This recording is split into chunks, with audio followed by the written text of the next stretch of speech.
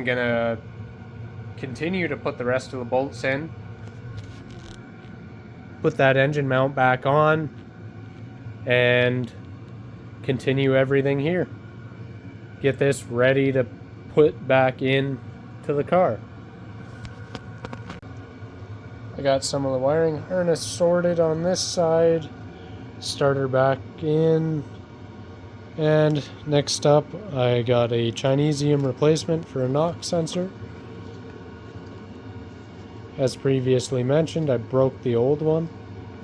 So that's going to go into the block. And I'm going to continue wrapping up the harness on that side.